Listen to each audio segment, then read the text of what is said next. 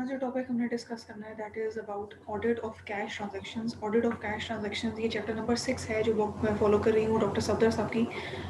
उसके जो मेन जो टॉपिक्स हैं वो हमने काफ़ी डिस्कस कर लिए हैं। ये एक तरह से देखा जाए तो कैश ट्रांजैक्शन, वैसे तो ऑडिट हर डिपार्टमेंट का हर लेवल पे हो सकता है, तो हर चीज़ को अगर आप डिस्कस करने लगे फिर तो there are so many things कि आप हर डिपार्टमेंट वाइज, मतलब जैसे कैश है तो इसी तरह आप और भी जो चीज़ें हैं, फॉर एग्जांपल क्लियरिंग है, अकाउंट ओपनिंग है, हर चीज़ को आप डिस्कस करना चाहें तो आप कर सकते हैं, जितनी भी इन डिटेल और इन डेप्थ में आप जाना चाहें। तो ये हम एक एक टॉपिक ही इस तरह का डिस्कस करेंगे जिसमें हम कैश देखेंगे कि कैश ट्रांजैक्शंस का ऑडिट कैसे किया जाता है बैंक्स में, जस्ट टू शो यू के ऑडिटिंग का प्रोसेस क्या होगा। लेट्स सपोज अगर कैश डिपार्टमेंट में ऑडिट होना है तो इस तरह बेतहाशा डिपार्टमेंट से बेतहाशा चीज़ें जहाँ जहाँ ऑडिट हो सकता है वहाँ वहाँ आप उसको एज अ सब्जेक्ट और एज अ टॉपिक डिस्कस कर सकते हैं कि कैसे होगा ऐसा ये इस डिपार्टमेंट का ऑडिट। तो इसलिए हम इस चैप्टर को हम एज अ सैम्पल के तौर पर डिस्कस करेंगे कि कैसे कंडक्ट किया जाता है, क्या क्या चीज़ें देखने वाली हैं, और फिर हम उसमें मज़ीद फिर कुछ आर्टिकल्स या कुछ टॉपिक्स जो हैं वो देखेंगे जो इंपॉर्टेंट हो, मुझे दूसरी बुक से लगेंगे। ये डॉक्टर सफदर की जो बुक मैं फॉलो करी थी वो यहाँ तक ही रहेगा, उसका वो हमने इतने चैप्टर्स तक ही फॉलो करनी है, बिकॉज आगे जो चैप्टर्स हैं वो हर डिपार्टमेंट वाइज लेके कि हर डिपार्टमेंट को किस तरह से आपने ऑडिट करना है। लेट्स सपोज बैलेंस शीट को कैसे ऑडिट करना है, फाइनेंशियल स्टेटमेंट्स को कैसे ऑडिट करना है, अगर लेट्स सपोज मैन्युफैक्चरिंग कंपनी है तो उसको कैसे ऑडिट करना है, तो वो प्रैक्टिकल चीज़ें आ जाती हैं। तो हम देख लेंगे कि अगर कोई कॉन्सेप्चुअल चीज़ रह गई हो या कोई मुझे और किसी किताब से नज़र आई तो I will share it with you. इसमें ये मैंने इसलिए भी डिस्कस किया है ये टॉपिक और ये चैप्टर इंक्लूड करने का ज़रूरत इसलिए भी महसूस की कि इसमें दो टॉपिक्स आपको आगे कॉन्सेप्ट नजर आएंगे विच आर गुड, मतलब बहुत ही कॉन्सेप्चुअल हैं और अच्छे टॉपिक्स हैं और जिनको अंडरस्टैंड करना मतलब ज़रूरी है।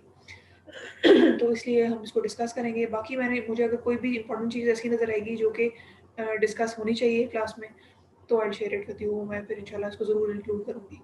तो ऑर्डर ऑफ कैश ट्रांजैक्शन जैसे मैंने पहले बताया, इस टॉपिक में ये चीज़ डिस्कस होगी कि जब कैश ट्रांजैक्शंस हो रही होती हैं बैंक में, नॉर्मली हो रहा होता है, ना सिर्फ बैंक बल्कि किसी भी कंपनी में भी जहाँ पर भी कैश डिपार्टमेंट है, कैश डीलिंग हो रही होती है। ऑब्वियसली अगर कोई कंपनी है जहाँ पे कैश, जैसे let's suppose medical billing company है, कहीं ना कहीं किसी न किसी भी ऑर्गेनाइजेशन में फाइनेंशियल जो कैश काउंटर पे तो कोई ना कोई बैठा होता है ना, तो जहाँ पर इस किस्म की कोई कैश ट्रांजैक्शन डीलिंग हो रही हो, कैश रिलेटेड डीलिंग हो रही हो, तो वहाँ का ऑडिट करने के लिए ऑडिटर्स को किन चीज़ों का ध्यान रखना होता है, तो वो हम बात करेंगे। याद रहे ये जो हम अभी फ़िलहाल जो बात हो रही है उसको जनरलाइज़ भी लिया जा सकता है कि कैश ट्रांज़ैक्शन जिस भी डिपार्टमेंट में हो रही हो। फॉर एग्ज़ाम्पल इवन अगर आप यूनिवर्सिटी ले लें तो यूनिवर्सिटी में भी कैश ट्रांज़ैक्शंस ट्रेजरी में हो रही होती हैं, जो आप जाके फ़ीस और चालान वगैरह जमा करते हैं। इसी तरह किसी कंपनी में जहाँ पे लेन-देन हो रहा हो, किसी शॉप में बुक कीपिंग हो रही हो, जहाँ पर भी कैश से रिलेटेड बात हो, ट्रांज़ैक्शंस हो, तो आपने जो चीज़ें देखनी है वो उनका ज़िक्र करेंगे। लेकिन ये chapter is particularly related to the bank audit. Bank का कैश ट्रांज़ैक्शंस की बात होगी, यहाँ पे आपको बैंक से रिलेटेड चीज़ें नज़र आएँगी। उनको जनरली भी अप्लाई किया जा सकता है लेकिन focus is on the bank. ठीक है? तो ये अपने दिमाग में रखना है आपने। तो अब हम इसको स्टार्ट करते हैं।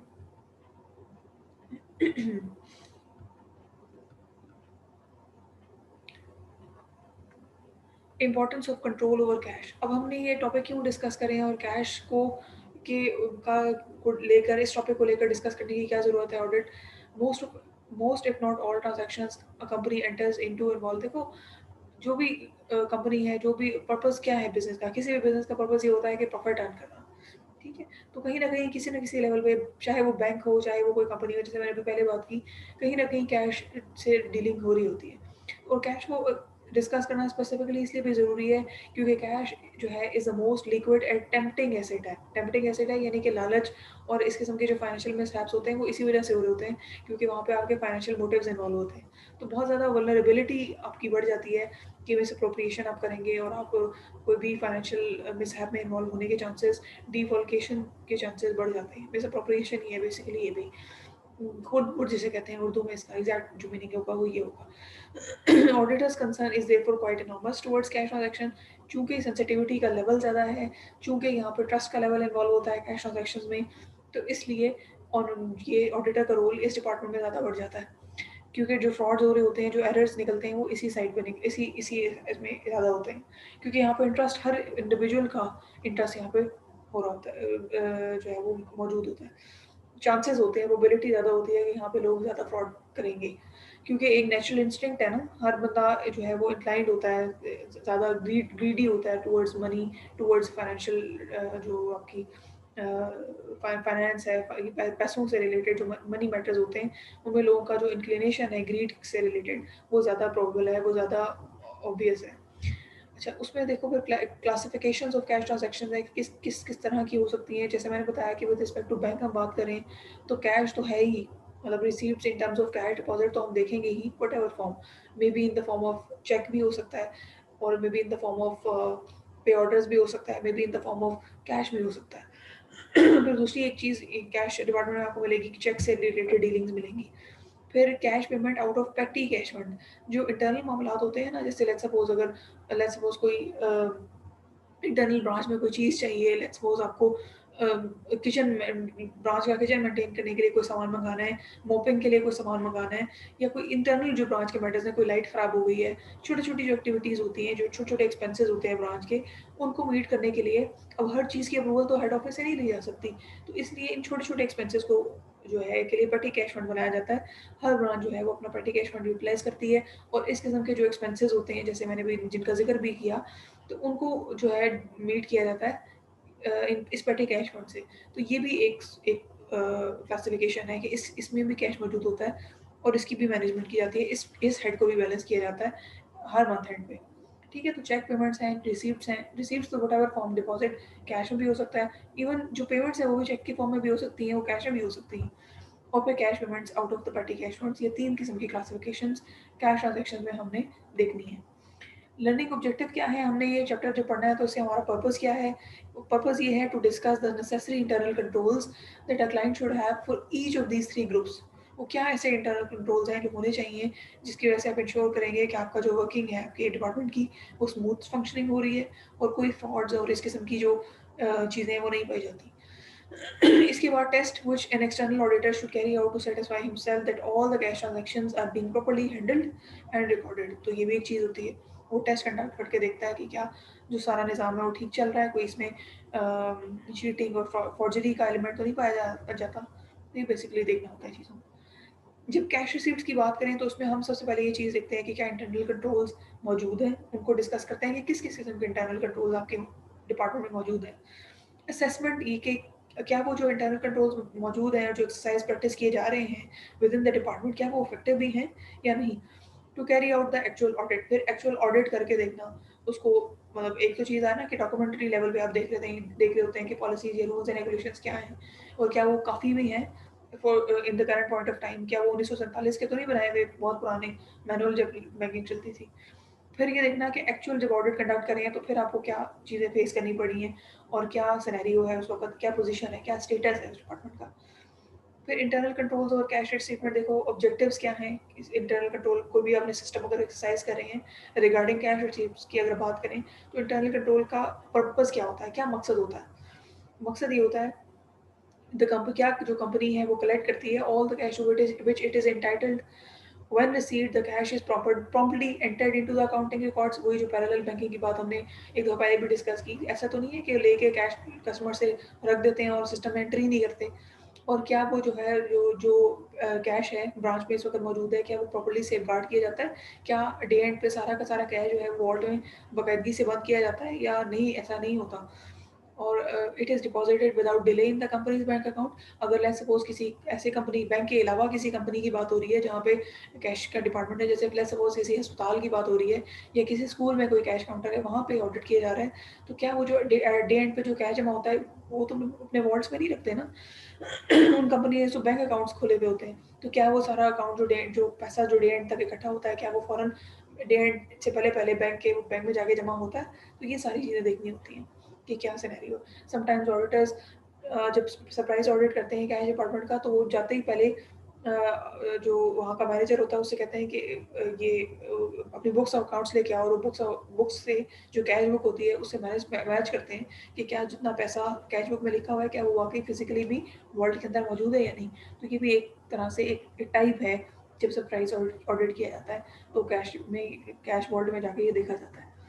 सम बेसिक एंड सुपरवाइजरी कंट्रोल्स क्या हो सकते हैं देख लेते हैं। सबसे पहली चीज़ ये कि a receipt should be issued for all cash received in whatever form. देखो कोई भी आप कैश से रिलेटेड जो रिसीप्ट ले रहे हैं, किसी भी कस्टमर से आप कैश रिसीव कर रहे हैं, तो उसको आपने डॉक्यूमेंट करना है। पैरेलल बैंकिंग वाला काम नहीं चलाना कि आपने डिपॉज़िट ले लिया लेकिन उसको रिकॉर्ड ही नहीं किया। तो आप उसे मैनुअल रिकॉर्ड करें या आप सिस्टम में रिकॉर्ड करें। प्रेफरेबली तो ये होता है कि सिस्टम में रिकॉर्ड करें, लेकिन रिकॉर्डिंग इज़ मैंडेटरी, ठीक है? फिर आप वो चेक्स के थ्रू रिसीव करें, मनी ऑर्डर्स के थ्रू पैसा रिसीव करें, ऑनलाइन ट्रांसफर के थ्रू पैसा रिसीव करें, जिस तरह से भी आपको जिस सोर्स से भी कैश रिसीव हो रहा है, उसको आपने लिखना है कि ये डिपॉज़िट रिसीव हुआ। A summary should be prepared for daily receives bye the cashier. एक कैशियर ये समरी प्रिपेयर करेगा। एंड इंडिपेंडेंट ये हमेशा इस बात का ध्यान रखा जाता है कि जो कैश या कैश से रिलेटेड इस तरह के डिपार्टमेंट्स होते हैं, वहाँ पर ड्यूअल कंट्रोल एक्सरसाइज किया जाता है। सिर्फ कैशियर जो कि कैश को हैंडल करे वो तो होता ही है, उसके ऊपर एक मैनेजर भी होता है जो just for the sake of dual control, ताकि कोई गलती ना हो, कोई किस्म की का मिसहैप ना हो। तो अब जब कैशियर ने एक लिस्ट बनाई और डेली रिसिप्ट्स की, तो वो साइन कराएगा अपने मैनेजर से। Manager should be an independent person जो कंपेयर करेगा समरी को जो उसने बनाई है with daily bank paying slips. All the collection, ये अब इसमें इस सिनेरियो में जहाँ पे अगर वो बैंक है तो बैंक में मैनेजर चेक कर लेगा, अगर बैंक में नहीं है तो फिर जो उसका लाइन मैनेजर है वो चेक करेगा। तो ये जो इंडिपेंडेंट जो सुपरविजन है वो बहुत मैंडेटरी होती है। All collections must be bank preferably on the same day, यानी कि बैंक में अगर वो कंपनी की बात हो रही है तो कंपनी में जितनी भी रिसीव जमा हुई है वो सारी की सारी आपने जाके एट द डे एंड पे आपने उसको अपने कस्टडी में नहीं रखना, आपने अपने बैंक में जाके कंपनी के अकाउंट में जमा करानी है। और अगर बैंक की बात हो रही है, बैंक का कैश डिपार्टमेंट का ऑडिट हो रहा है, तो बैंक ने अपनी सारी की सारी जो डे की रिसीविंग है वो वॉल्ट में रखनी है। ऑल द रिसिप्ट्स जो बुक्स हैं शुड बी प्री नंबर्ड, ताकि पता चले कि आपने कोई ऐसी रिसिप्ट कोई फ्रॉड के सिनेरियो में कोई ऐसी रिसिप्ट तो नहीं, आपने कोई फेक बिल तो नहीं रख लिया। अगर नंबर मिसिंग होगा तो वो जब स्टॉक का ऑडिट होगा तो पता चल जाता है कि ये वाला जो रिसिप्ट है ये कहीं गायब है। तो वो वहाँ पे जब आप कोई इंस्ट्रूमेंट इशू करते हैं तो उसमें भी नंबरिंग लिखी होती है। उस इंस्ट्रूमेंट से रिलेटेड जब भी वो इशू होता है स्टॉक से, तो उसका नंबर मेंशन किया जाता है। तो एक भी अगर इंस्ट्रूमेंट या एक भी अगर ऐसा कोई स्टॉक बुक का लीफ मिसिंग हो तो फ़ौरन पता चल जाता है कि वो कहाँ है। तो ये अगर वो मिसिंग हो तो फिर वो पता करते हैं कि वो किधर है। तो ये चीज़ें भी अगर वो नंबर्ड होंगी तभी आप उसको कंट्रोल मेंटेन कर सकते हैं ना, नहीं तो फिर कोई भी फेक बना ले, तो अब वो क्या पता कि ये आपकी बुक से लिया गया है या फेक बनाया है। तो इसलिए ये ज़रूरी है कि जो भी जितनी भी रिसीव्ड बुक्स हों वो प्री नंबर्ड हो। आप नोट कीजिएगा, अगर आप कभी बैंक में डिपॉजिट करने जाएँ, तो जो डिपॉजिट स्लिप होती है उसपे नंबर होता है। जब जो बैंकर डिपॉजिट स्लिप्स आपसे डिपॉजिट रिसीव करता है डिपॉजिट स्लिप पे और वो सिस्टम में एंट्री करता है, तो वो डिपॉजिट स्लिप का नंबर भी डालता है, ताकि at the end of the day जब उसका ऑडिट होता है तो वो जो डिपॉजिट स्लिप का नंबर है, अगर उसने एंटर किया हुआ है तो वो भी मैच होता है उसके साथ, मैच किया जाता है ताकि पता चले कि ये वही, इसने बाद में फेक तो नहीं बनाई डिपॉजिट स्लिप, क्या ये वही है जो इसने नंबर एंटर किया है और उसका क्या फिजिकल वाउचर मौजूद है या नहीं मौजूद। तो ये चीज़ भी देखी जाती है। All numbered receipt books should be kept under the lock and key by a senior official and recorded on the issue. जब आप इशू की जा रही है तो ऑब्वियसली जब आप इशू करने से पहले वो आप उसे नोट करेंगे रजिस्टर में कि फलां डेट को इतनी जो रिसीव बुक्स हैं या जो रिसीट्स हैं वो इशू की गई, मतलब जो डिपॉजिट स्लिप्स हैं फॉर एग्जांपल, वो समझना ज़्यादा आसान होगा। या स्टॉक से रिलेटेड कोई इस तरह की बुक है, तो जितने भी लीव्स आप इशू करें, जैसे लेट्स सपोज अगर आपने पे ऑर्डर बनाने के लिए पे ऑर्डर के इंस्ट्रूमेंट्स इशू किए हैं, तो आपने नोटिंग की उसे इतने जो है इंस्ट्रूमेंट, फिर जिस बंदे के नाम इशू किए जाते हैं वो फिर रिस्पॉन्सिबल होता है ना। अगर कहीं चीज़ मिसिंग होती है कोई, तो वो उससे पूछा जाता है कि भाई तुम्हारी कस्टडी में था तो ये कहाँ गया। तो फिर आपको अकाउंटेबिलिटी करना आपके लिए आसान हो जाता है। As far as possible, clients should be encouraged to deposit their dues directly into the company's bank account। पहली कोशिश तो ये होना चाहिए कि अगर कंपनी में का और ये कैश डिपार्टमेंट का ऑडिट किया जा रहा है तो कंपनी वो बजाय से कि वो कंपनी जाके जमा करें, वो डायरेक्ट अकाउंट को अकाउंट ट्रांसफर करें। तो इससे जो है वो चांसेस ऑफ फ्रॉड खत्म हो जाते हैं और कंपनी को नोटिफाई कर दें। This reduces the workload. ये इससे ना सिर्फ कैशियर का वर्कलोड भी, अब जैसे आजकल बैंक्स में देखा जाए तो पहले तो लंबी लंबी कतारें लगी होती थी कि लोग अपना कैश डिपॉजिट करने बैंक के या फीस जमा कराने के लिए खड़े हुए हैं, लाइनों में लगे हुए हैं। लेकिन अब चूंकि ऑनलाइन बैंकिंग आ गई है तो ऑनलाइन बैंकिंग के थ्रू काम आसान हो गया, आप घर बैठे ट्रांसफर कर सकते हैं।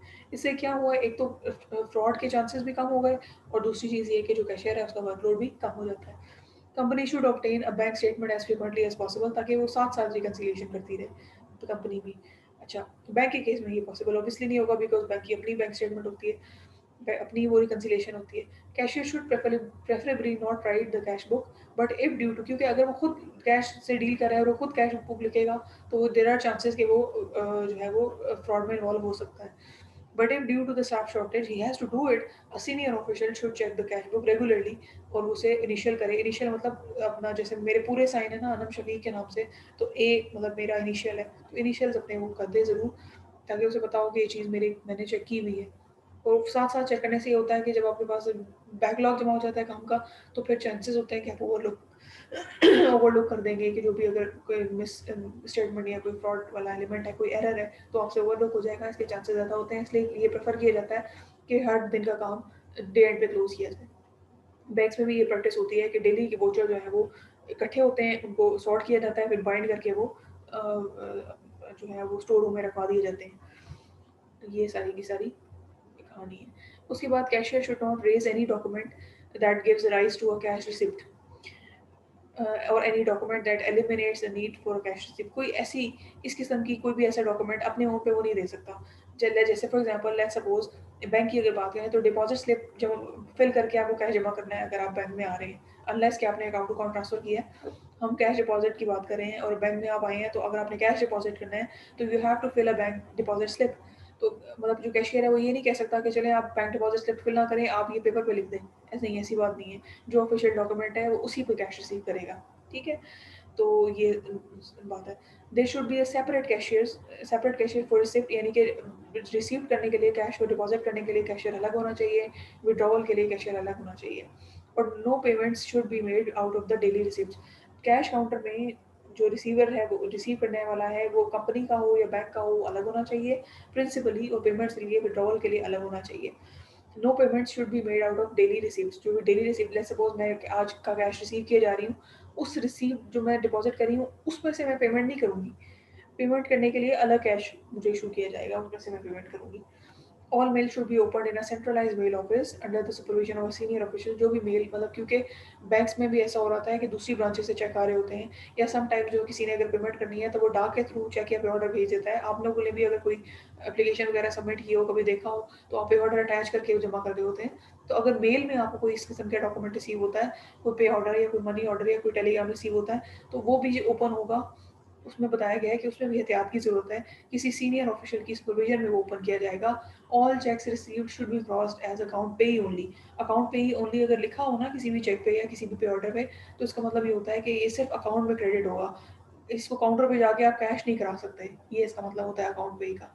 तो ये लिखा होना मैंडेटरी होना चाहिए just to make the that instruments. Instrument से मेरी मुराद ये चेक एक इंस्ट्रूमेंट है, पे ऑर्डर को मैं इंस्ट्रूमेंट कह रही हूँ। बैंकिंग टर्मिनोलॉजी में आप इन जो ये जो चेक और पे ऑर्डर्स और कॉल डिपॉजिट है, इनको इंस्ट्रूमेंट बोलते हैं। तो ये जो सारे के सारे इंस्ट्रूमेंट हैं इनको क्रॉस होना चाहिए। या तो आप ये लिख देते हैं अगर किसी इंस्ट्रूमेंट पे चेक पे अकाउंट पे ओनली लिखा हुआ हो, या उसके राइट कॉर्नर पे नहीं सॉरी लेफ्ट कॉर्नर पे दो स्लैशेस लगी हुई हो, तो इसका मतलब ये होता है कि ये जो चेक है ये कैश नहीं हो सकता, ये सिर्फ अकाउंट में जिसके नाम ये लिखा गया है चेक उसके अकाउंट में ट्रांसफ़र होगा। ये बात होती है इसमें। इसके बाद a list of cash cheques money and postal orders drafts etc received on each day should be prepared and sent along with these documents to the cash office। आपने सब कुछ जमा किया और जो कैश ऑफिस है उसमें भेज दिया। कैश ऑफिस यानी कि वही cash department. A senior official in the cash department should check this list and sign it। मतलब वो जितने रिसीव हुए हैं उसकी लिस्ट बना के वो कैश डिपार्टमेंट भेजेगा। जो सीनियर ऑफिसर है, जो मैनेजर बैठा हुआ है वहाँ पर, वो वेरीफाई करेगा कि जितने रिसीव हुए हैं लिस्ट में क्या उतने मौजूद हैं। जब वो ये कंफर्म कर देगा तो उसके बाद वो है वो कैशियर को दे देगा, और कैशियर जो है उसके उनके अगेंस्ट रिसिप्ट इशू कर देगा। All the cash receipt procedures should be preferably be laid down in writing and brought to the notice of the all concerned। Obviously जितने भी SOPs हैं, इंटरनल कंट्रोल्स हैं, उनको डॉक्यूमेंटेड होना चाहिए ताकि जो भी उस सीट पर बैठा हो उसको उसका पता हो। ऐसा ना हो कि एक कैशियर है अगर वो छोड़ के चला जाता है तो नए आने वाले को पता ही ना हो कि इसके क्या प्रोटोकॉल्स हैं, क्या SOPs हैं जो उसने फॉलो करने हैं, किन चीज़ों का ध्यान रखना है। तो अगर ये चीज़ें लिखी हुई होंगी, सारे जो प्रोटोकॉल्स हैं वो डॉक्यूमेंटेड होंगे, तो जो भी उस सीट पे आके बैठेगा काम करेगा उसको ये समझा दी पढ़ने में समझने में और चीज़ों को अंडरस्टैंड करने में आसानी होगी। उसके सामने एक डॉक्यूमेंट होगा जिसमें उसे पता होगा कि ये चीज़ें मैंने फॉलो करनी है। Regular but not on a fixed date and surprise cash count should be carried out by a responsible officer to ascertain that cash present in the safe of the receipt cashier is consistent with the days taking। जितने उसने entries post कर रहा है day and पे cash balance है उसका, जो system में बैलेंस आ रहा है वो और फिजिकल कैश अगर बैलेंस है तो इसका मतलब है कि वो बैंक्स में तो ये रेगुलरली होता है कि जब आप कैश क्लोज करे होते हैं तो वो आप कैश काउंट करते हैं और देखते हैं कि जो आपका क्लोजिंग बैलेंस है आपका जो वॉल्ट बैलेंस है वो दोनों बराबर होने चाहिए। तो ये ज़रूरी होता है, क्योंकि अगर एक दिन इस तरह का कोई डिफरेंस आ रहा है तो वो फिर कैरी फॉरवर्ड होगा, उसको लोकेट करना वो फ्रॉड के ज़मरे में आता है। तो उसको फिर ढूँढना, वो जब तक बैलेंस नहीं होता, तो इसीलिए तो ये लोग कैशियर लोगों को छुट्टी नहीं मिलती जब तक ये बैलेंस ना करें अपनी कैश बुक्स। और अगर लेट्स सपोज़ डिफरेंस आता है तो देन दे मेक अप। पहले तो कोशिश होती है कि पता चल जाए, और पता चल जाता है कि किस तरह से कहाँ पे गलती हुई है। समटाइम्स गलती भी होती है, समटाइम्स इंटेंशनल होता है। जहाँ पे फिर गलती होती है, पता चल जाता है, तो फिर वो पे अरेंज करते हैं, मैनेज करते हैं, खुद से पे करते हैं, पॉकेट से पे करते हैं। और अगर लेट्स सपोज़ कोई फ्रॉड का केस हो तो फिर वो अलग से नहीं, तो उसको अलग से डील किया जाता है। ठीक है? उसमें विसल ब्लो की जाती है। Cashier should be authorized to accept part or on account payments should not be authorized। मतलब फॉर एग्जांपल अगर एक चेक है 10,000 रुपये का, तो 10,000 रुपये या डिपॉजिट स्लिप में अगर 10,000 रुपये मेंशन हुए हैं, तो वो ऐसे नहीं होगा कि 5,000 रुपये आज एक्सेप्ट कर ले, 5,000 रुपये कल। जितना कैश है उतने ही रिसिप्ट है, वो उतना ही रिसीव होगा। पार्ट और ऑन अकाउंट पेमेंट्स रिसीव नहीं होंगी, मतलब वो नहीं हो सकती। अच्छा, उसके बाद there should be adequate physical control और cash until it is banked. There should be adequate physical control का मतलब ये होता है कि ये अगर कंपनी के सिनेरियो में देखें, तो जो जितना कैश मेरे पास, कैश जितनी मैंने कैश रिसीप्ट्स ली हैं मेरे डेस्क पे, वो मेरे ड्रॉर में जितनी पेमेंट्स मैंने, जो जितनी रिसीप्ट मैंने ली हुई है, जितना कैश मैंने रिसीव किया है, वो मेरी जिम्मेदारी है जब तक मैं उसको वॉल्ट में ट्रांसफ़र नहीं करती, in the case of bank. और अगर मैं किसी कंपनी की बात करूँ, तो जब तक वो जो जितना कैश मेरे पास मैंने रिसीव किया आज के दिन में, जब तक वो मैं बैंक में जमा नहीं करा देती, वो मेरी ज़िम्मेदारी है। ठीक है? और उस पे मेरा जो है वो कंट्रोल एक्सरसाइज़ होना चाहिए। There should be physical control, adequate physical control, कि वो कहीं आगे-पीछे ना हो।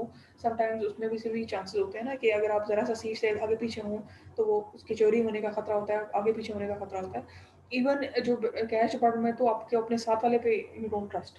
सो ये एहतियात करनी ज़रूरी होती है, एहतियात बेहतर बेहतर होती है, क्योंकि पता नहीं होता ना, इसमें ज़्यादा ज़्यादा चांसेस के आप मिसलेड हो जाएँगे और आप जो है वो जो है वो ग्रीड का शिकार हो जाएँगे। तो ये बेसिकली इसमें बात है। अब ये जो कॉन्सेप्ट है ना टीमिंग एंड लीडिंग, ये वो इम्पोर्टेंट कॉन्सेप्ट था जिसके लिए मुझे लगा कि इस चैप्टर को डिस्कस करना ज़रूरी है और इस पे बात करना, क्योंकि cash is a very sensitive topic, इसको लेके चलना और इसको डिस्कस करना ज़रूरी है। तो ये अब ये जो टीमिंग एंड लीडिंग है, इसका मैं आपको बेसिक कॉन्सेप्ट यहाँ पे दे देती हूँ। फिर इसकी एग्ज़ाम्पल आप खुद से पढ़ेंगे और अगर इसमें कोई प्रॉब्लम होगा तो then I will let you know, मैं आपको समझा दूँगी इसके बारे में अगर समझ में नहीं आती तो। बेसिकली टीमिंग एंड लीडिंग में होता ये है कि वैसे तो ये इसको कहा जाता है कि ये एक फ्रॉड है, बुक कीपिंग फ्रॉड इसे बोला जाता है। इसके डिफरेंट नाम है, डिफरेंट नामों से आपको मिलेगा। फेमस नाम इसका टीमिंग एंड लीडिंग ही है। इसको ये भी कहा जाता है कि शॉर्ट कीपिंग, डिलेड अकाउंटिंग, और इसमें लैपिंग, LAPPING, लैपिंग भी बोला जाता है। इसमें ये होता है कि बेसिकली कि लेट्स सपोज़ मुझे एक कस्टमर ने 1 लाख रुपए दिए, तो मैं उसके उसमें से कुछ पैसे मिसअप्रोप्रिएट कर लेती हूँ। 50,000 रुपए मुझे चाहिए थे, तो 50,000 रुपए मैंने अपने पास रख लिए और 50,000 रुपए से उसका अकाउंट जो है वो क्रेडिट कर दिया। अच्छा, अब 50,000 रुपए का डिफरेंस था। अब ज़ाहिर है उसको मैंने मुझे भी ज़रूरत थी पर्सनल एक्सपेंसेस के लिए, मेरा कोई मसला था, मैंने उसको सॉर्ट आउट करना था। मैंने वो 50,000 रुपए अपने पर्सनल काम के लिए इस्तेमाल कर लिए, 50,000 रुपए मैंने कस्टमर के अकाउंट में क्रेडिट कर दिए, कस्टमर ए के अकाउंट में जिसके लिए वो आए थे। अब कस्टमर बी ने मुझे जो पैसे दिए, लेट्स सपोज़ उसने मुझे जितने पैसे दिए, 75,000 रुपए दिए, तो मैंने उस 75,000 में से 50,000 रुपए जो है वो ए को के अकाउंट में बाद में क्रेडिट कर दिए। अब और जो रिमेनिंग थे 25 मैंने बी के अकाउंट में क्रेडिट कर दिए। अब बी के जो मेरे आउटस्टैंडिंग रह गए, जो मैंने पे करने थे, वो 50,000 रह गए। सी ने कोई डिपॉज़िट दिया, तो सी की मैंने कुछ अमाउंट उसको उसके अकाउंट में क्रेडिट कर दी, और जो रिमेनिंग अमाउंट थी वो मैंने बी के अकाउंट में 50,000 रुपए बी को क्लियर कर दिया। अच्छा, सी के आउटस्टैंडिंग मेरे रह गए 50,000 रुपए। डी ने मुझे कोई पेमेंट की, तो डी के जो लेट्स सपोज़ उसने मुझे 1 लाख रुपए रिसीव जो डिपॉज़िट किए, उस 1 लाख में से मैंने 50,000 रुपए सी के अकाउंट में क्रेडिट किए, और जो 50 थे वो मैंने डी के अकाउंट में क्रेडिट कर दिए। अब डी का आउटस्टैंडिंग बैलेंस 50,000 रुपए रह गया। तो अब मुझे ई ने जो पैसे लेट्स सपोज़ डिपॉज़िट किए, और तो ई में से मैंने कुछ पैसे 50,000 रुपए निकाल के वो डी को सेटल कर दिया, और फिर ई के आउटस्टैंडिंग रह गए। तो ये चीज़ वो ऑन एंड ऑन चलती रहती है, जब तक कि वो जो मिसअप्रोप्रिएटेड अमाउंट है, जो मैंने अपने पर्सनल एक्सपेंस के लिए दी है, वो मैं वापस ऐड ना कर दूँ। अगर मेरे पास सपोज़ पैसे आ गए हैं और मैंने अर्न कर लिए हैं, तो मैं ई को फुल अकाउंट क्रेडिट करके जितनी उसकी अमाउंट थी वो सेटल कर दूँगी, और आगे से काम स्मूथली चलना शुरू हो जाएगा। या जब तक ये फ्रॉड पकड़ा नहीं जाता। ये 2 सिनेरियोज़ हैं जब ये टीमिंग एंड लीडिंग स्टॉप होती है, अदरवाइज़ ये चलती रहती है। ठीक है? तो ये बेसिकली इसकी टीमिंग एंड लीडिंग का जो बेसिक कॉन्सेप्ट था, मैंने आपके साथ शेयर किया। आई होप कि समझ में आई होगी। अगर समझ में नहीं आई तो मुझे बताइएगा, I will explain it again. ठीक है? अच्छा, उसके बाद क्या होता है, टीमिंग एंड लीडिंग में ये यही बात है जो मैंने सारा का सारा कॉन्सेप्ट आपको भी वर्बली एक्सप्लेन किया, ये एक ही बात है, ये सारी की सारी एक ही स्टोरी है। जो मैंने सुनाई। इंटरनल कंट्रोल क्वेश्चनर्स, ये हमने आईसीक्यूज़ के बारे में पहले भी काफ़ी बात की है। यहाँ पे इसको इंक्लूड करने का पर्पज़ ये था कि आई विल शो यू कि क्या होता है। अगर ये अभी खुल जाए तो मैं आपको दिखाती हूँ कि ये देखिए, ये इस तरह के होते हैं आईसीक्यूज़। ये वो एक्सटर्नल ऑडिटर्स बेसिकली बनाते हैं। इंटरनल कंट्रोल क्वेश्चनर्स हैं ये। इस तरह के क्वेश्चनर्स होते हैं। वो अगर तो उन्हें जो बैंक है, लेट्स सपोज़, या ऑर्गेनाइजेशन, कोई कंपनी खुद से ये बता दे कि ये हमारे इंटरनल कंट्रोल्स फॉलो किए जाते हैं हमारी ऑर्गेनाइजेशन में, अगर उन्होंने डॉक्यूमेंट किए हुए हों, तो फिर तो बहुत ही अच्छी बात है।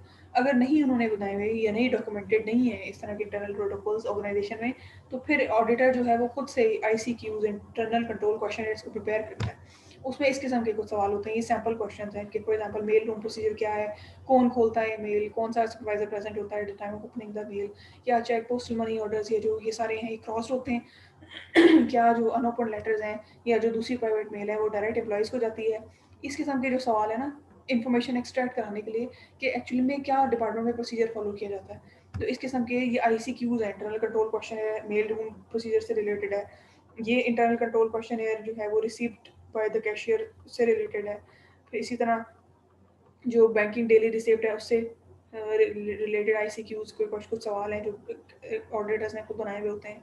अदर मैटर्स, ये बेसिकली बताने का मकसद ये था, ये दिखाने का मकसद, एक सैंपल आपको आइडिया देना था कि आईसीक्यूज़ जो होते हैं, जिनके बारे में हमने पहले भी बात की है, वो क्या होते हैं और किस तरह से डिज़ाइन किए जाते हैं। ये तभी इनकी ज़रूरत पेश आती है अगर ऑर्गेनाइजेशन ने जो अपने प्रोटोकॉल्स हैं, जो उनके जो इंटरनल कंट्रोल्स फॉलो होते हैं, अगर वो डॉक्यूमेंटेड ना हो। अगर वो ऑडिटर को बता देती है और ऑडिटर के साथ शेयर कर देती है कि ये इंटरनल कंट्रोल्स हमारी ऑर्गेनाइजेशन में फॉलो होते हैं, फिर तो इंटरनल कंट्रोल क्वेश्चन की ज़रूरत नहीं रहती ना। ये तब बनाए जाते हैं और ताकि इंफॉर्मेशन एक्सट्रैक्ट करने के लिए ऑर्गेनाइजेशन का जो कि प्रोटोकॉल्स और इंटरनल कंट्रोल्स को समझने के लिए, ताकि फिर अपना ओपिनियन दे ट्रांजैक्शन वो ऑडिटर।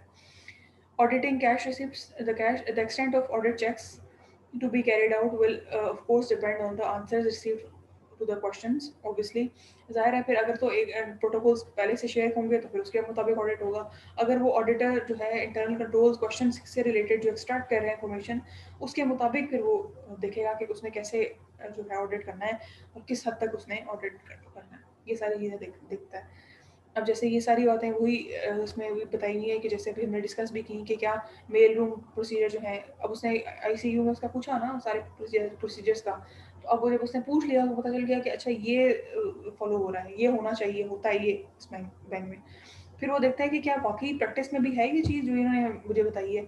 क्या मेल जो है वो इन द प्रेज़ेंस ऑफ कोई सीनियर ऑफ़िशियल के सामने खोली जाती है? क्या इनवर्ट मेल रजिस्टर मौजूद है, उसमें ये रिकॉर्ड करते हैं एंट्रीज़? क्या जितने भी चेक्स रिसीव होते हैं, क्या वो क्रॉस्ड होते हैं?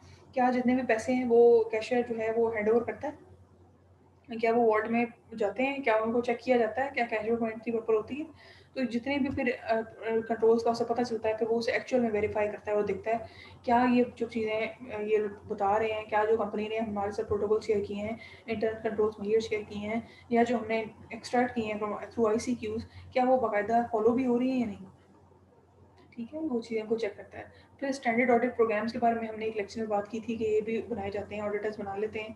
और ये वो होते हैं जो स्टैंडर्ड ऑडिट प्रोग्राम्स होते हैं, क्योंकि मोर लेस लेट्स सपोज़ अगर एक एक्सटर्नल ऑडिटर है, फर्गूसन है फॉर एग्ज़ाम्पल, अगर वो जा रही है, पीडब्ल्यूसी है लेट्स सपोज़, तो वो मोस्टली वो बहुत सारे बैंक्स में विज़िट कर रहे होते हैं और एक्सटर्नल ऑडिट की ऑडिटिंग सर्विसेज़ प्रोवाइड कर रहे होते हैं। तो वो क्या करते हैं कि वो हर बैंक का अलग-अलग प्रोग्राम डिज़ाइन करने की बजाय एक ऑडिट प्रोग्राम बना लेते हैं और उसको हम विद मॉडिफिकेशंस और थोड़ी बहुत लिटिल मॉडिफिकेशंस के साथ वो डिफरेंट बैंक्स में एक ही ऑडिट प्रोग्राम जो है उसको फॉलो करते हैं। तो ये भी होता है, ये भी आपको दिखाना था, इसलिए यहाँ पर इसको ऐड किया है। Let's see, standard audit programme देखो, जैसे रिसिप्ट्स टू मेल, ये स्टैंडर्ड ऑडिट प्रोग्राम बनाया हुआ है, ये बना बनाया है, मतलब पहले से डिज़ाइन कर दिया।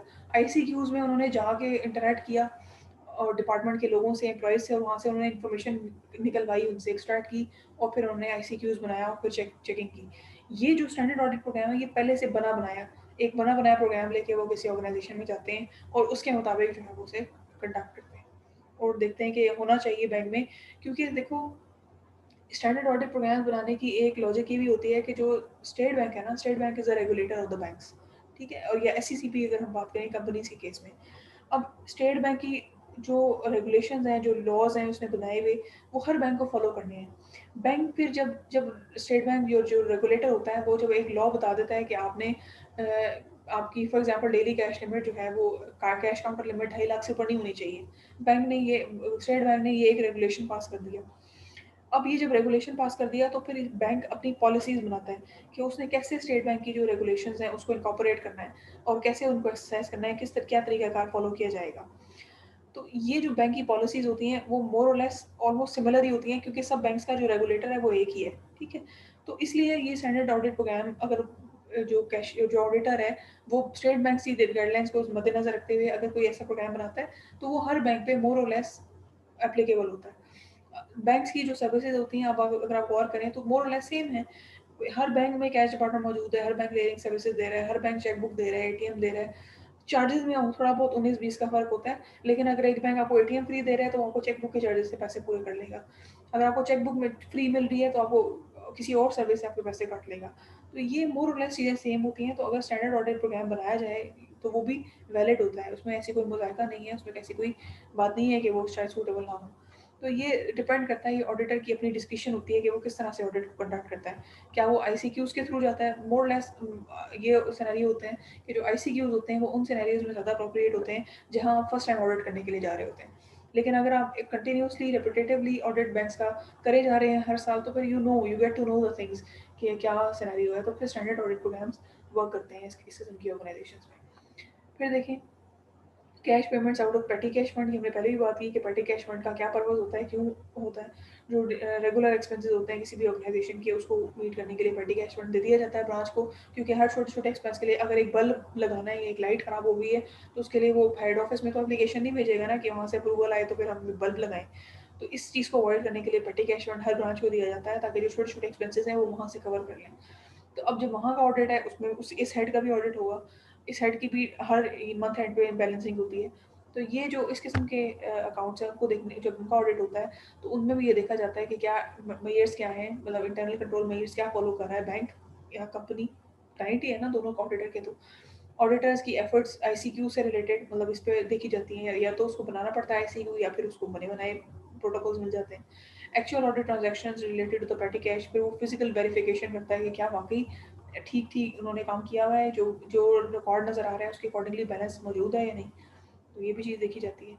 Internal control over petty cash, the objective of internal control over petty cash is to ensure that disbursements यानी कि जो आपने डिस्ट्रीब्यूशन किया है कैश की वो वैलिड ट्रांजैक्शंस की हैं और वो ड्यूली ऑथराइज्ड है, यानी कि जो मैनेजर है और जो कैशियर है उन दोनों के साइन मौजूद हैं, जो अप्रोप्रिएट ऑफिशियल्स हैं उन्होंने साइन किए हुए हैं, उनकी उनके अप्रूवल से वो आपने कैश डिस्पर्स किया हुआ है, कैश दिया हुआ है, पेमेंट की हुई है।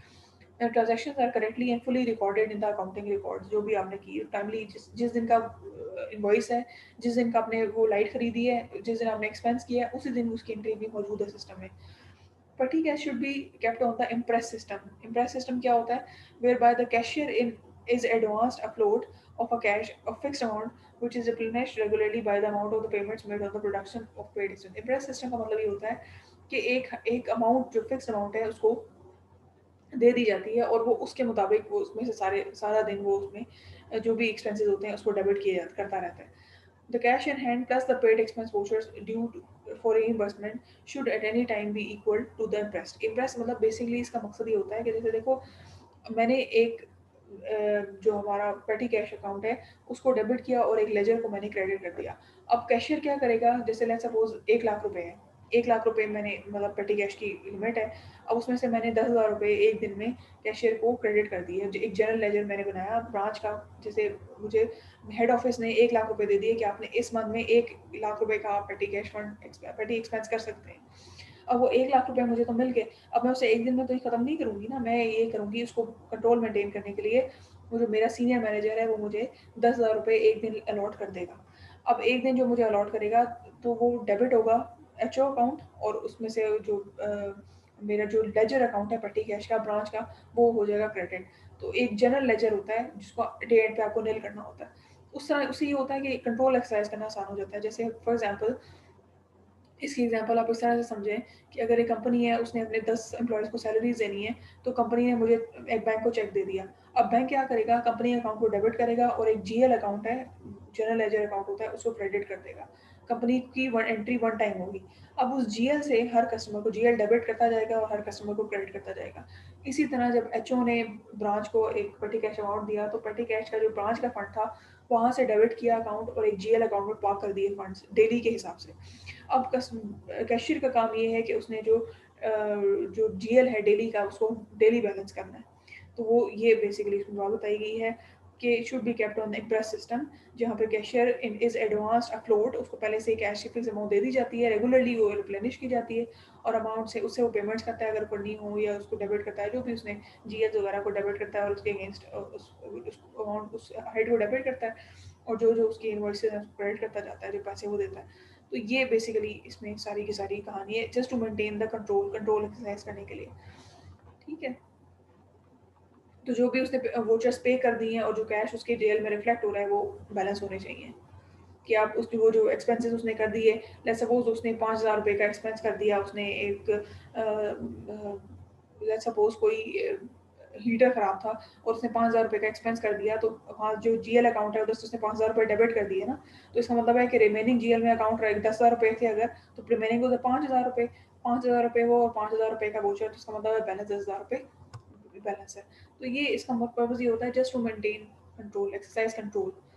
Examples of internal controls for petty cash: regular surprise checks should be made to check that the total of paid vouchers and cash in hand indeed is equal. Obviously, ये काम होता है कि जो आपके पास vouchers हैं और cash in hand है, वही जो मैंने भी आपको example दी कि जो आपका GL बैलेंस है और आपका जो vouchers है दोनों को ऐड करें तो वो opening balance opening amount बनती है। The cashier should not have the authority to approve payment vouchers. They must be approved by a senior person. Obviously, dual control होता है, हमने पहले बात की। There should be a maximum limit per voucher, मतलब एक दिन में इससे ज़्यादा, मतलब 10,000 की जैसे मैंने बात की ना, 10,000 से ऊपर वोचर्स को डील नहीं किया जाएगा। तो ये बेसिकली इतनी सी बात है कि आपको 1,00,000 पूरे महीने के लिए अलॉट हुआ है ना, तो 1,00,000 को एक दिन में तो खत्म नहीं करना। तो इसलिए ये एक लिमिट असाइन हो जाती है कि एक दिन में 10,000 से ऊपर का एक्सपेंस नहीं करना। तो ये बेसिकली इसमें बात है, मैक्सिमम लिमिट होती है। और ये भी चीज़ होती है कि एक तो ये टोटल अमाउंट की बात की ना, फिर ये होता है कि हर वाउचर, लेट्स सपोज अगर 1,000 रुपये का वाउचर है तो सीएसएम के साइन तक चल जाएगा, 500 रुपये का वाउचर है तो वो कैशियर खुद अपने साइन कर देगा तो वो ओके होगा। लेकिन अगर 2,000 रुपये का वाउचर है या उससे ऊपर का वाउचर है तो फिर आपने ब्रांच ऑपरेशन मैनेजर से, और उससे भी बड़ा वाउचर है तो फिर आपने एरिया मैनेजर से अप्रूवल लेना है। तो ये चीज़ें होती हैं ताकि ड्यूल कंट्रोल मेंटेन रहे। At the time of reimbursement all paid vouchers should be presented to the officer. जब आपने डे एंड किया, आपने जीएल को बैलेंस किया, तो आपने सारे वोचर जो हैं वो जितने आपने पे किए, जितना आपने एक्सपेंसेस किया, वो आपने अपने सीनियर ऑफिशियल को दिखाने हैं और उससे जो है आपने उसको उसको उसके साथ टैली करने हैं। All paid vouchers should be presented to the officer who has authority to approve reimbursement. Paid vouchers should not be returned to the cashier. Obviously फिर जब वो डे एंड होगा, जीएल बैलेंस करेगा, जो वाउचर्स हैं वो जमा कर देगा, वो बाकी वाउचर्स में शामिल करके वो बाइंड हो जाएंगे और वो स्टोर रूम में चले जाएंगे। तो कैशियर के पास तो किसी भी वाउचर को रखने का कोई पर्पज़ नहीं नजर आता। Examples of internal controls for petty cash. फिर नेक्स्ट इसमें ये बताया गया, the cashier holding petty cash fund should not have the access to other cash transactions and should not have anything to do with other nominal edges. इसका purpose ये होता है कि जो आपका डेस्क है, जो जो आपका डेस्क ड्यूटी है, जो आपका काम है, आप उसी तक महदूद रखेंगे। अगर आप दूसरे मामलात में इन्वॉल्व करेंगे, फॉर एग्जांपल एक कैशियर क्लियरिंग में भी इन्वॉल्वमेंट करेगा, तो देयर आर चांसेस कि वो अपनी मिस अप्रोप्रिएशन को कवर कर सके या कोई अनऑथराइज एंट्री कर दे या किसी के जो है वो एक्सेस कर ले किसी फिजिकल कैश को। तो ये इस किस्म की चीज़ों को अवॉइड करने के लिए कहते हैं कि जो जो आपका काम है, अपने डेस्क तक ही महदूद रहें। पेटी cash book should be regularly inspected ताकि कोई मिसहैप ना हो वहाँ पर। The amount of impress flow should be reasonable in relation, मतलब ऐसा ना हो कि हर दिन में आपका 1,000 रुपये से ऊपर खर्च नहीं करना, तो ये दिस इज नॉट पॉसिबल। एक रीजनेबल अमाउंट होनी चाहिए जो आप डेली उसको एक्सपेंडिचर ब्रांच के एक्सपेंस लेवल के हिसाब से वो डिज़ाइन की जाती है। इंटरनल कंट्रोल क्वेश्चनियर पेटी कैश का कैसे हुआ, जिस तरह हमने कैश रिसीप्ट्स का देखा उसी तरह ये भी है, स्टैंडर्ड ऑडिट प्रोग्राम इसके लिए भी बनाए जा सकते हैं। फिर चेक पेमेंट्स की अगर बात करें तो 3 स्टेजेस हैं इसकी, वो भी ये भी वही है जो हमने पहले डिस्कस किया, जैसे हम कैश रिसीप्ट्स के बारे में डिस्कस करके आए, पेटी कैश के बारे में डिस्कस किया। इससे भी पहले तो ये देखा जाता है कि इंटरनल कंट्रोल्स कंपनी के हैं क्या, फिर ये देखा जाता है, एक्सटर्नल ऑडिटर ये देखते हैं कि क्या जो इंटरनल कंट्रोल्स एक्सरसाइज हो रहे हैं क्या वो इफेक्टिव भी हैं या नहीं, और फिर एक्चुअली वो कंडक्ट करता है ऑडिटर, देखता है कि क्या बाकी जो इंटरनल कंट्रोल्स हैं वो एक्सरसाइज हो भी रहे हैं या नहीं हो रहे। तो ये बेसिक चीज़ में पाते हैं। अब हम चेक के पर्सपेक्टिव में देखेंगे कि चेक्स को क्या हिसाब किताब है और internal control about the cheque payment, इससे क्या मुराद है। ऑब्जेक्टिव जो होता है इंटरनल कंट्रोल का regarding the cheque payments is to prevent unauthorised payments being made out of the company's bank account, मतलब ऐसी कोई पेमेंट अनऑथराइज्ड पेमेंट ना कर दी जाए।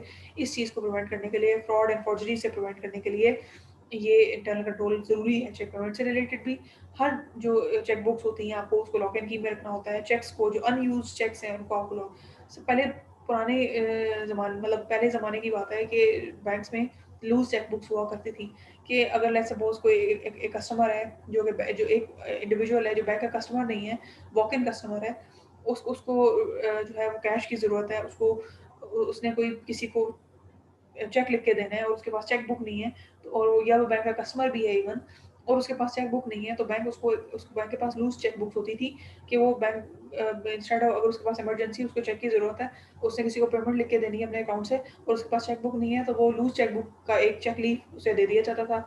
उसकी कुछ अमाउंट चार्ज कर ली जाती थी और वो उस लूज चेक बुक को अपने पर्पज़ के लिए इस्तेमाल कर लेता था। तो ये पहले होता था, लेकिन अब ये चीज़ खत्म हो गई है, स्टेट बैंक ने इसको मना कर दी है। तो ये बात इस यहाँ पे बताने का मकसद ये है कि जितनी भी जो अनयूज्ड चेक बुक्स हैं या इस तरह के जो लीव्स हैं या इस तरह के जो भी ऐसे इंस्ट्रूमेंट्स हैं, उनको लॉक एंड की होना चाहिए ताकि वो उसमें थेफ्ट का जो एलिमेंट है वो ना हो सके। ठीक है। अच्छा, उसके बाद before the cheque is prepared a cheque payment voucher should be written and presented to an authorised person और official along with evidence of the amount due for payment like goods received note या, यानी कि जिस purpose के लिए check आ रहा है उसके साथ थोड़ी सी एक्सप्लेनेशन, जो कोई ऐसा वाउचर, जैसे फॉर एग्जांपल अगर आपने क्लियरिंग के लिए चेक जमा करना हो तो उसके लिए आप डिपॉजिट स्लिप सामने ऐड करते हैं ताकि आप उसमें डिटेल बताते हैं ना। जब आप डिटेल नहीं देंगे तो कैसे पता चलेगा कि उसको किस अकाउंट में डिपॉजिट करना है। तो ये चीज़ें थोड़ी सी एक्सप्लेनेशन ताकि आइडिया रहे कि किस पर्पस के लिए था cheque. All documents presented with a payment voucher should be clearly marked paid. जब आप उसकी पेमेंट कर दें, लेट्स सपोज एक कैश काउंटर में मेरे पास चेक आया है, तो मैं उसको उस पे, अब तो वैसे नॉर्मली जब आप चेक कैश काउंटर पे लेके जाते हैं विड्रॉवल के लिए, तो अब तो खैर वो कोई साथ में एडिशनल डॉक्यूमेंट नहीं लेते, कोई एडिशनल स्लिप नहीं लेते, लेकिन ये एक मतलब कंट्रोल एक्सरसाइज करने का कुछ जगहों पे ये तरीकाकार हो सकता है। हो सकता है कंपनीज में ये चीज़ फॉलो की जाती हो।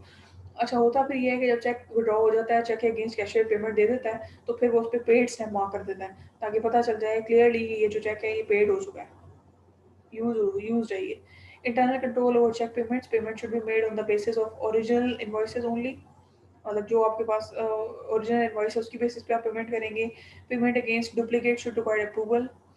Check signatory should be establish, हर जो भी चेक प्रेजेंट होता है उसकी उसमें ये देखा जाता है कि चेक स्टेल तो नहीं है, 6 महीने से अगर चेक पुराना हो तो वो स्टेल हो जाता है। क्या उस पर क्रॉस अकाउंट पेज ओनली तो नहीं लिखा हुआ, क्या 2 लाइनें क्रॉस की तो नहीं लगाई हुई, क्योंकि जो क्रॉस होता है चेक या अकाउंट पेज जिस पे लिखा होता है वो सिर्फ अकाउंट में क्रेडिट होता है, उसको कैश आप पे नहीं कर सकते। क्या ऐसा तो नहीं है कि बियरर कटा हुआ तो नहीं है, अगर बियरर का लफ्ज़ कटा हुआ हो तो इसका मतलब ये होता है कि चेक सिर्फ उसी को आप कैश करेंगे जिसके वो नाम पे, अगर वो बंदा आएगा तो उसको कैश दिया जाएगा। अगर बियरर नहीं कटा हुआ चेक पे तो इसका मतलब होता है कि जिसने भी वो चेक उठाया हुआ है हाथ में आप उसको पेमेंट कर सकते हैं।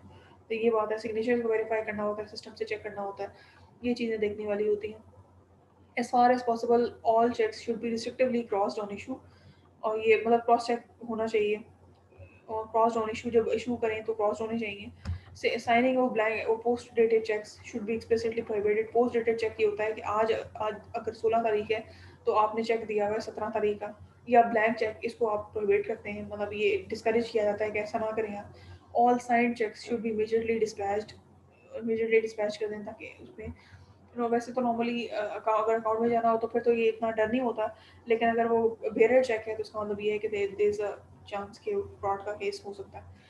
Internal control over cheque payments, procedures of payment through bank should be similar to cheque payments, मतलब स्टैंडिंग ऑर्डर्स वो होते हैं कि समटाइम्स ऐसा होता है कि अगर मैंने एक पेमेंट रेगुलरली, जैसे फॉर एग्जांपल हर महीने की 10 तारीख को अगर मैंने एक कस्टमर को पेमेंट करनी है, मतलब मैं कंपनी हूँ और मैंने किसी को पेमेंट करनी है, किसी भी सप्लायर को या क्रेडिटर को, तो मैं बैंक को स्टैंडिंग इंस्ट्रक्शंस दे देती हूँ। ये एक फैसिलिटी होता है जो बैंक होती है, जो बैंक हमें ऑफर करता है कि हर महीने मतलब ऑटो डेबिट, मतलब मुझे कहना नहीं पड़ता बैंक को या मुझे जाके रिक्वेस्ट नहीं करनी पड़ती, लाइन में नहीं रहना पड़ता।